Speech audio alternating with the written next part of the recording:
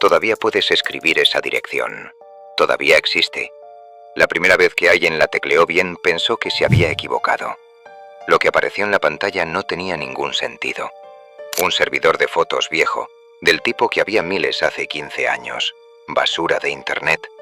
Pero si mirabas debajo de las imágenes, en el código de la página, justo donde ningún visitante normal mira nunca, había texto. Fechas, cantidades de dinero, lugares, descripciones de personas que sonaban menos a perfiles y más a objetivos. Alguien había dejado ahí, a la vista de cualquiera, lo que parecía un catálogo de encargos para matar gente. Nadie sabe quién lo escribió. Nadie sabe si alguno de esos encargos se llegó a cumplir. Y la única persona que podría haberlo explicado ya llevaba 6 meses muerta cuando el resto de Internet empezó, por fin, a hacer preguntas.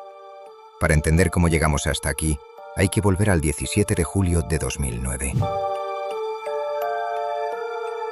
Y hay que hablar de un hombre que decía tener 79 años.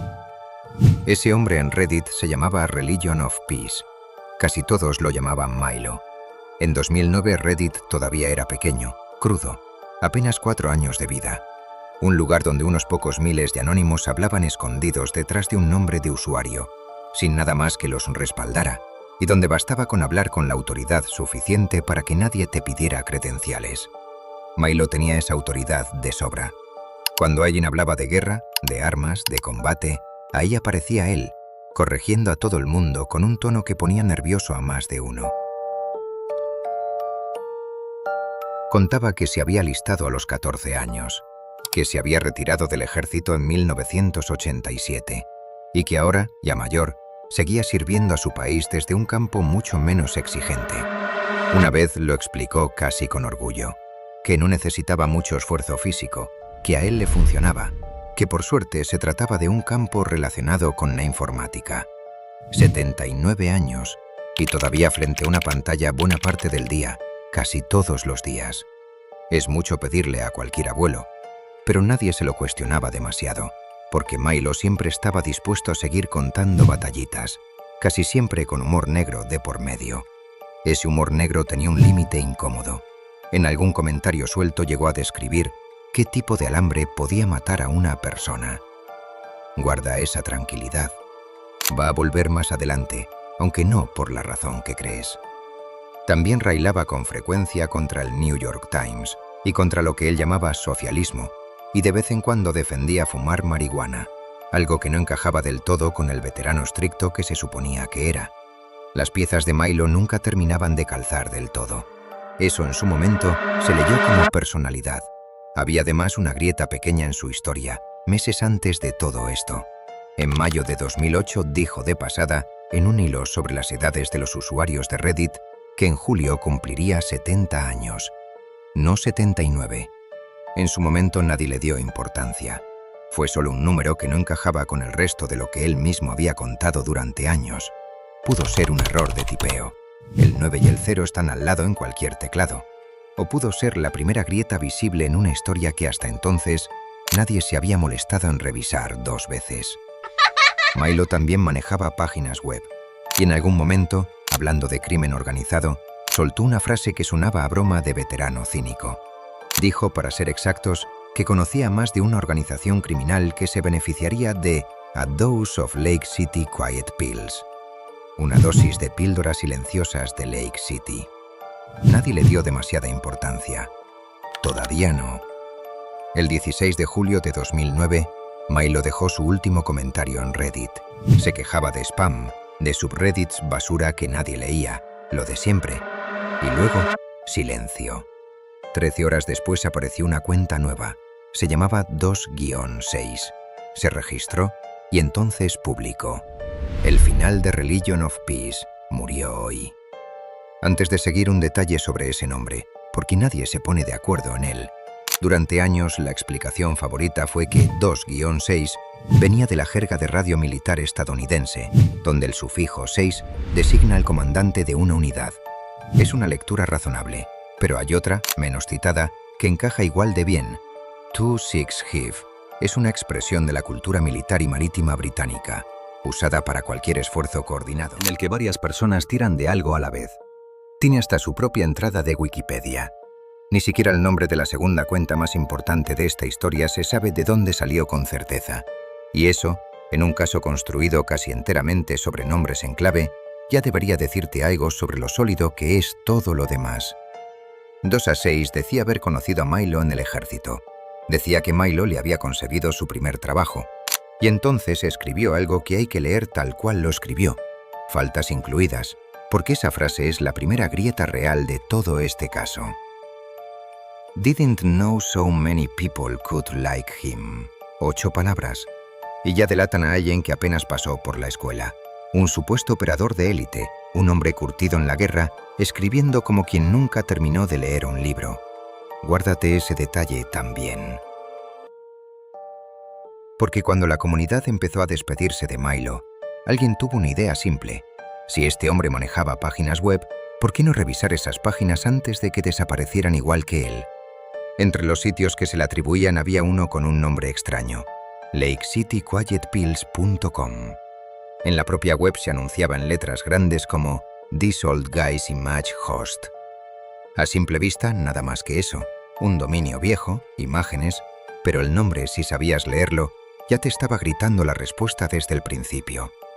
Lake City es una fábrica real, la planta de municiones del ejército en Independence, Missouri, que desde la guerra de Vietnam produce buena parte de la munición de rifle de Estados Unidos. Si alguna vez viste fotos de casquillos en la escena de un tiroteo en ese país, es muy probable que llevaran grabadas 2 letras, LC, y Quiet Pills, píldoras silenciosas, es una vieja forma de referirse a las balas. Lake City, píldoras silenciosas, balas de Lake City. El nombre de la página no era aleatorio, era munición, escrita en clave, colgada a la vista de todo el mundo, y quien lo eligió sabía exactamente de qué estaba hablando. Pero el nombre era solo la puerta de entrada, lo que había detrás era peor. Unas semanas antes de la muerte de Milo, el 27 de junio de 2009, según los rastros que sobrevivieron, alguien encontró escondido en el código de esa misma página un tablón, un foro oculto que ningún visitante normal podía ver, escondido bajo la superficie de una web que parecía un simple almacén de fotos. Y ese tablón tenía anuncios de trabajo. Ahí aparecían además nombres nuevos. Alguien llamado Shade, que llevaba un calendario y el acceso a los archivos. Alguien llamado Angel, encargado de publicar ofertas para Europa y Asia. Y una instrucción muy concreta, repetida más de una vez. A nadie se le enviaba a Oriente Medio. Los anuncios en sí no sonaban a nada que se publicara en un portal de empleo cualquiera. Pedían grupos de 8 a 10 personas. Exigían idiomas muy concretos, coreano con fluidez, farsi, árabe, francés.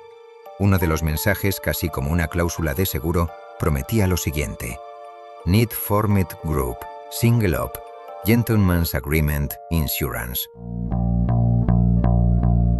2-6, que resultó tener también otra identidad, un usuario llamado Angel26, activo desde 2001 en un viejo foro de internet llamado FARC.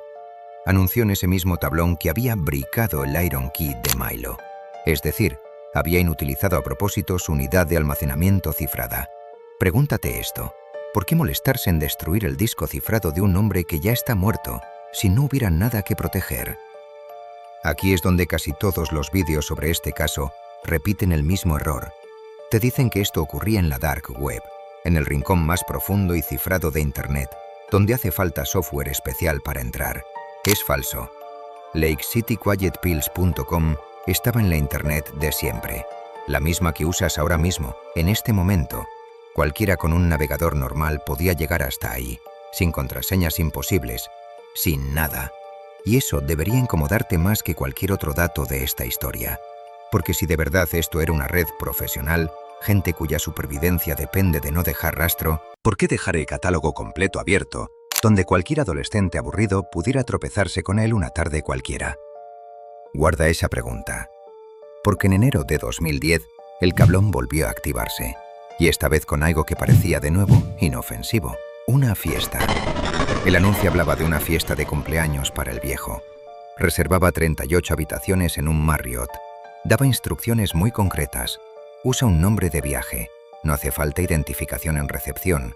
Mantén el gasto de habitación bajo los $500 porque Decía textualmente: "The phones there are not secure". 3 días después, el 19 de enero de 2010 en Dubái, un hombre entró a la habitación 230 del hotel Al Bustan Rotana. No salió vivo. Se llamaba Mahmoud al-Mabou, cofundador del brazo militar de Hamás, buscado por Israel desde los años 80 por el secuestro y asesinato de 2 soldados. Y había sobrevivido a varios intentos de asesinato anteriores, así que al llegar pidió una habitación sin balcón y con las ventanas selladas. Quería que la única entrada fuera la puerta principal. No le sirvió de nada. Un equipo de vigilancia lo esperaba desde antes de que aterrizara, repartido en distintos hoteles de la ciudad para cubrir cualquier posibilidad. En cuanto entró al Al Bustan Rotana, 2 personas vestidas de tenistas, raquetas en mano, aunque a alguien se le olvidó pensar también en las fundas, subieron con él al ascensor solo para confirmar el número de su habitación. Minutos después, otro miembro del equipo reservaba la habitación de enfrente, la 237, con vista directa a su puerta. Mientras al-Mabou salía a hacer unas compras, el equipo entró a su cuarto y esperó. Cuando volvió ya de noche, lo inyectaron con succinilcolina, un relajante muscular capaz de paralizar el cuerpo entero casi sin dejar marca, y lo asfixiaron, según determinaron después los forenses, con una almohada que quedó junto al cuerpo. Nadie lo encontró hasta el día siguiente, cuando el servicio de habitaciones no logró que respondiera. Durante casi 10 días, la policía de Dubái pensó que había muerto de causas naturales, hasta que revisaron las cámaras de seguridad del hotel. Lo que encontraron ahí fue una de las operaciones de asesinato más documentadas de la historia moderna. Cerca de 26 agentes, viajando con pasaportes falsos, 12 británicos, 6 irlandeses, 4 franceses, 3 australianos, 1 alemán, entrando y saliendo de Dubái en menos de 24 horas. Varios de ellos disfrazados con pelucas y gafas para cambiar de aspecto entre una cámara y la siguiente. El jefe de policía de Dubái llegó a decir semanas después que estaba 99% seguro de que detrás estaba el Mossad, el servicio de inteligencia israelí. Israel, como de costumbre, nunca lo confirmó ni lo negó. Y ahí fue cuando la comunidad de Lake City Quiet Pills perdió la cabeza, porque alguien volvía a mirar el anuncio de la fiesta y creyó ver, en esos teléfonos inseguros, en esa fecha tan cercana, la prueba de que el tablón no vendía fantasías, vendía asesinatos reales, y acababa de predecir uno de los más sonados de la década. Es una idea que hiela la sangre. También es casi con toda seguridad falsa, y las fechas lo demuestran solas, sin necesidad de opinar. Milo murió el 17 de julio de 2009. Al-Mabou fue asesinado el 19 de enero de 2010, 6 meses de diferencia. El tablón, con sus mensajes ambiguos, se descubrió en 2009, antes del asesinato. La conexión con Dubái la armaron los investigadores aficionados después, cuando ya sabían cómo terminaba la historia. Volvieron atrás, releyeron un anuncio vago sobre teléfonos inseguros y una fecha de enero, y encontraron exactamente lo que habían ido a buscar. Eso tiene un nombre: apofenia.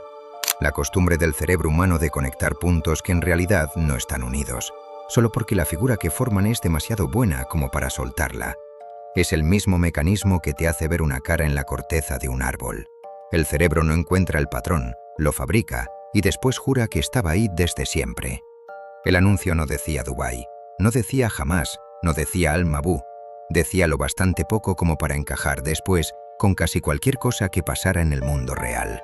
Así que la gran predicción de Lake City Quiet Pills nunca fue una predicción, fue una coincidencia de calendario a la que, ya conocido el final, le pusimos un marco dramático.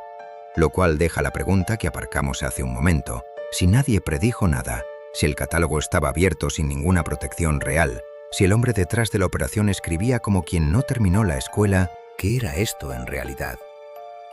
Esa pregunta tiene respuesta, pero para llegar a ella hay que dejar de mirar el tablón y empezar a mirar de dónde salió la gente que lo escribió.